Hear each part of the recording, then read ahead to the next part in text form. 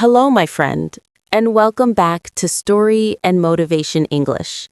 I'm Hannah, and I hope your day is starting well. Maybe you're having a good breakfast, or at least a warm cup of coffee. If not, don't worry. We can imagine it together. Hi everyone, I'm Jason. And yes, Hannah is right. A warm cup of coffee in your mind is still a good start.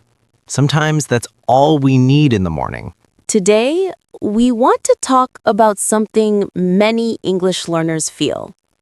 Something small, but also scary. Yes, you know that feeling when you practice English at home? Everything feels okay.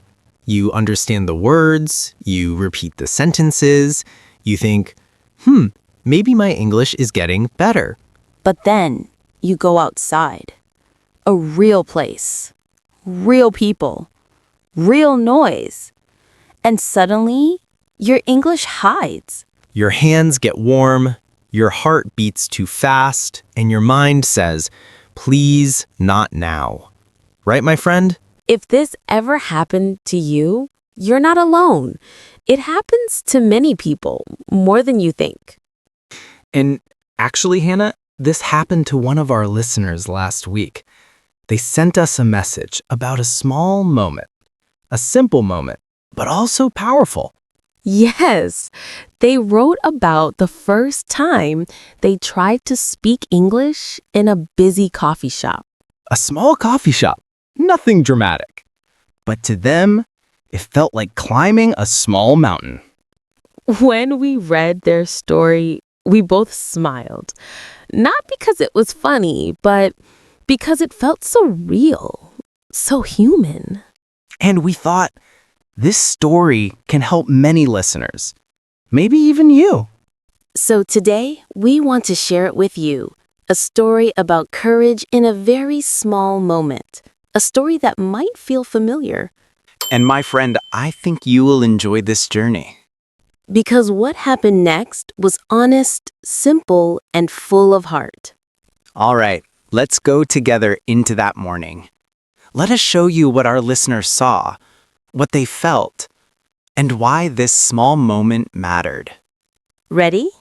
Let's step into the story. All right, my friend, let's move into the story. It all began on a quiet weekend morning, the kind of morning where the air feels soft and the world moves a little slower. Yes, and our listener told us they woke up feeling not brave, but hopeful. They had a plan, a small plan, but important. They wanted to try speaking English in a real place, not just at home. They said they stood in front of a mirror and practiced one simple sentence.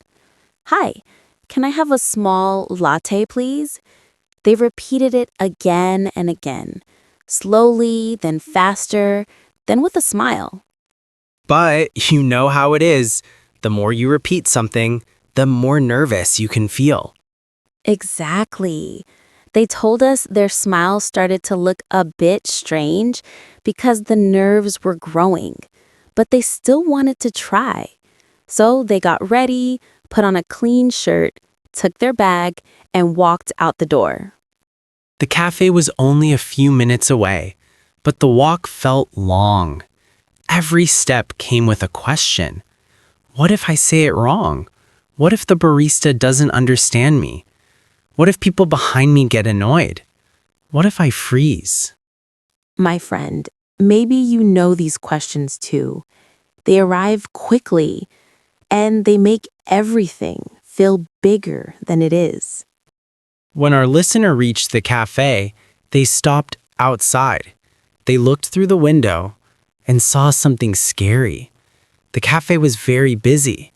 People talking, typing on laptops, calling for their drinks, kids making noise in a long line waiting.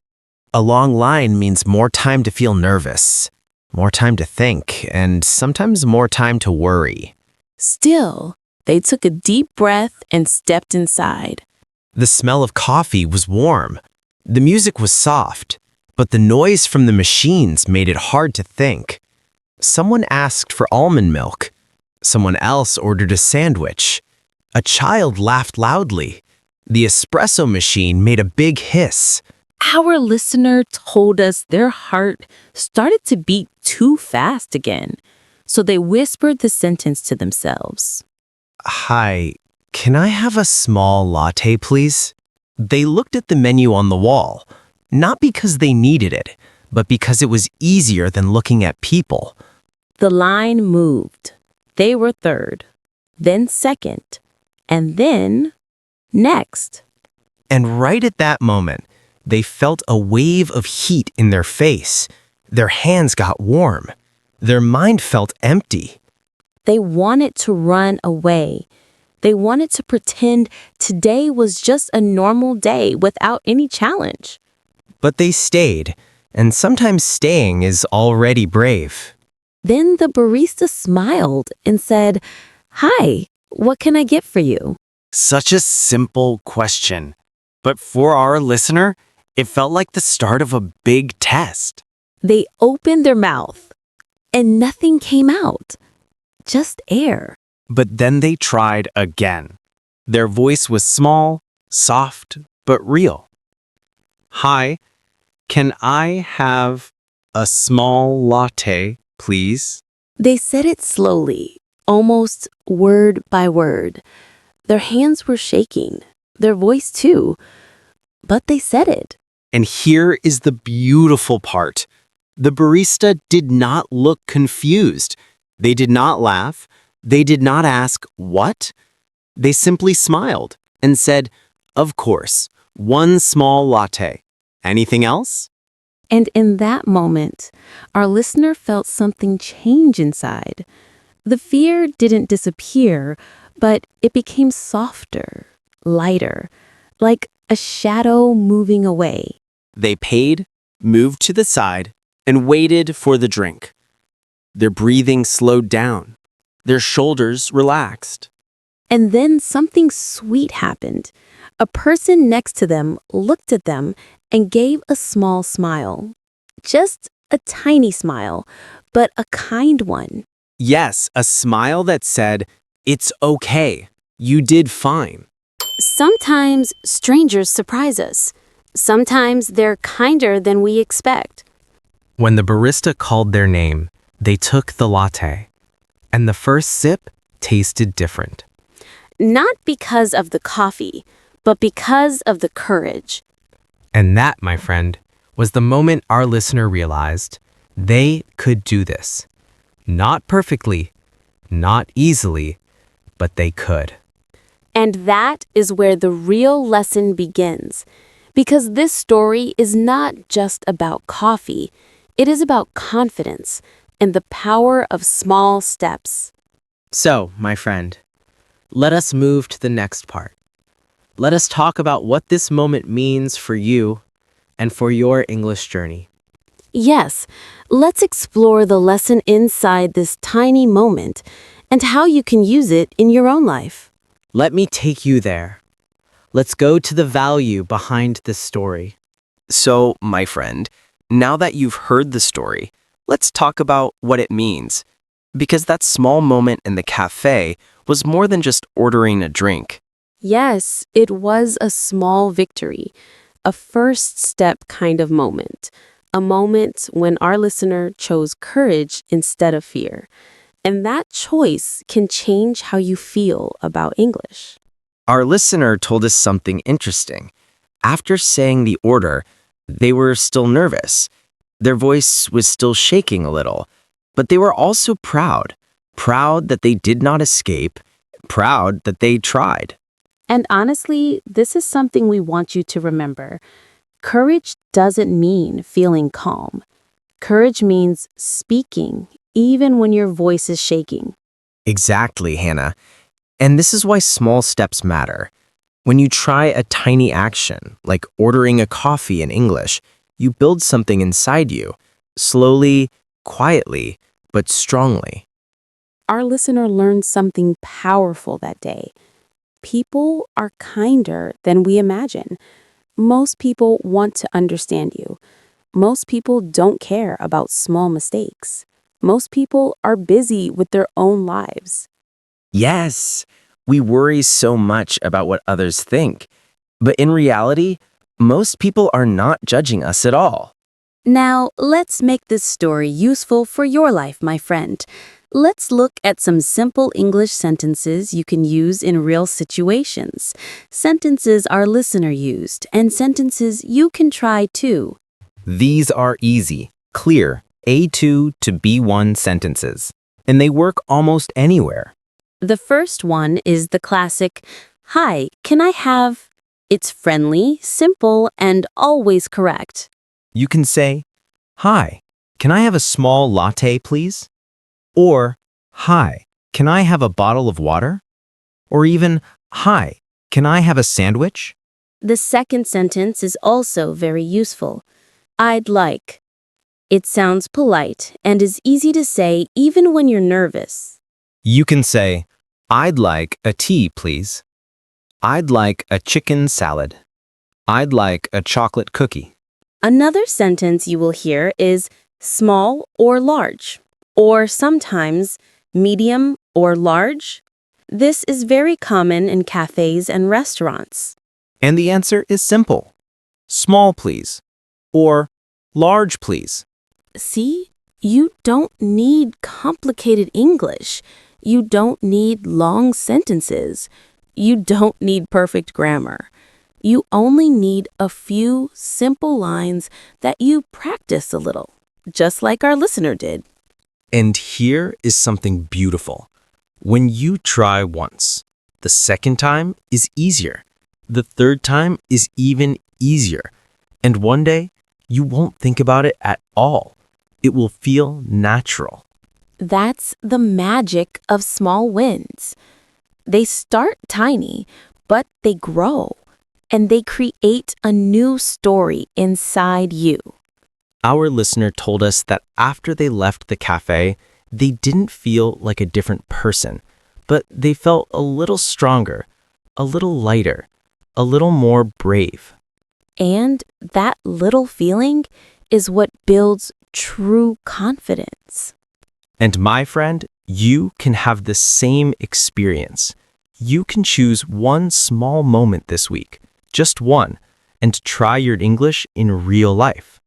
It can be something simple: ordering a drink, asking for the price of something, saying thank you in English, or asking, "Do you have this in a smaller size?" Small moments, but powerful moments. And remember, it doesn't have to be perfect. Perfect English is not the goal. Communication is the goal. Connection is the goal. Trying is the goal. If our listener could do it, with shaking hands and a nervous smile, then you can do it too, my friend. And we are right here with you, cheering for you every step of the way. Now that we understand the lesson, let's move to the final part. Yes, let's wrap up the story and give you a gentle push for your own English journey. Stay with us, my friend. The last part is coming, and it carries a message we want you to remember. All right, my friend, we've reached the end of our story today. And I hope you can feel one simple truth. English becomes easier when you give yourself a chance to try. Yes, not a perfect chance, not a big chance, just a small one, just like our listener in the cafe. They were nervous. Their hands were shaking. Their voice was soft. But they tried. And that tiny moment became a small victory. And maybe that's the message you need to hear today. You don't need perfect English to live your life.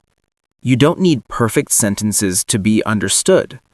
You only need to try one small moment at a time. My friend, confidence grows slowly, not in big jumps, but in gentle steps. Steps so small, you sometimes don't notice them at first. But they matter. Every time you speak English, even one sentence, you are building something deep inside yourself. So here's a simple challenge for you. This week, Try one small English moment. Just one. Order a drink. Ask a short question. Say a simple phrase. Anything. Just try. And remember the line from today's story. The line we hope stays in your heart. One small sentence can change how you feel about English. Yes, keep that sentence with you. Let it walk beside you when you feel nervous. Let it remind you that courage often starts small. And if you want, tell us in the comments what small English sentence you want to try this week. We would love to read it.